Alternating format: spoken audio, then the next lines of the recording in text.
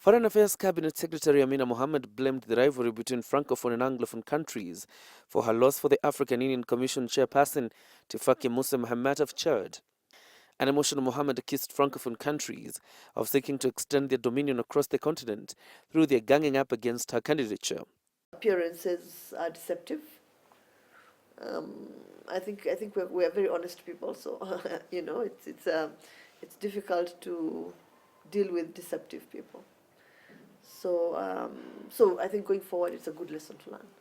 If we ever vie for a continental position, that we have to take all that into consideration and probably get somebody who speaks more French than English.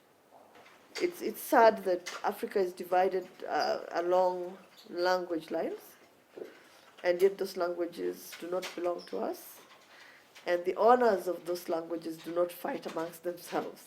In congratulating Mohammed, Amina called on the AUC chair-elect to move with speed and address the deep divisions that have rocked Africa. Elections were proof of that you have a really divided continent, a highly divided continent. That 16 countries abstained, right, from his final vote is a clear manifestation of that division.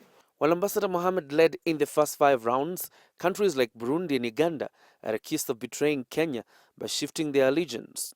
Ambassador Mohammed says Kenya is verifying the claims, but the results will not occasion a diplomatic tiff between Kenya and the two countries. Some of them were hard discussing it, and you know, when you hear some discussing it and gloating over it, then you know that there's something there that is not totally kosher.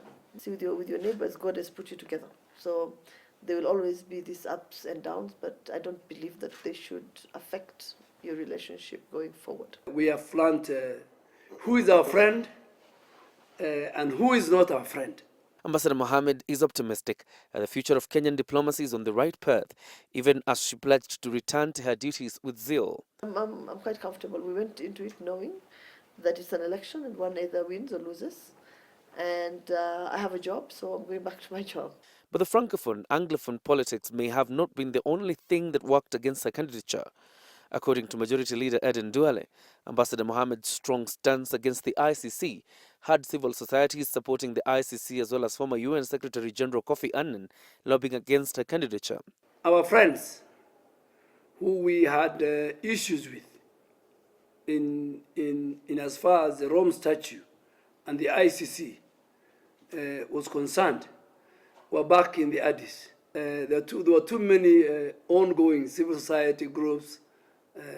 Those of us, myself and Chairman Githinji, we know them. So there were a number of, I'm sure, and they were saying, they felt very uncomfortable with having a Kenyan candidate winning the prestigious position of African unity, and of course our reform agenda.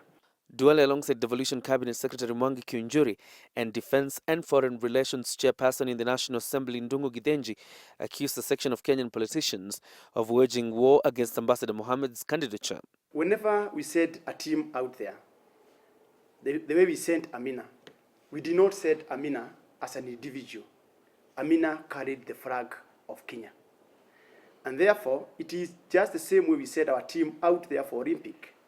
When they go out there, they go as Kenyans, and we support them as Kenyans. We, in our campaign, we actually profiled not only Amina Mohamed as a candidate, but we profiled Kenya, we profiled the African Union to levels which had never been seen in the past.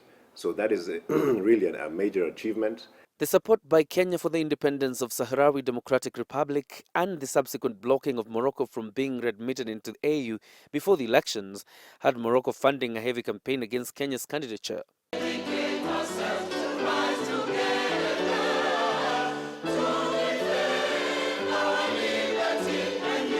The 28th African Union meeting in Addis Ababa ended this evening amidst calls to invest heavily in youth through provision of opportunity so as to reap from their energy. Faki Mahamat has taken over the reins of the African Union Commission Chair, succeeding Nkosazana Dlamini Zuma. The conclusion of the 28th African Union Summit here in Addis Ababa means only one thing, that the job for Moussa Faki Mahamat, the new African Union Commission Chairperson, has started and his work is cut out. Unite Anglophone countries as well as Francophone countries and unite them in a bid to ensure that the African Union sticks together. Reporting from Addis Ababa, Ethiopia, my name is Jacob Kioria.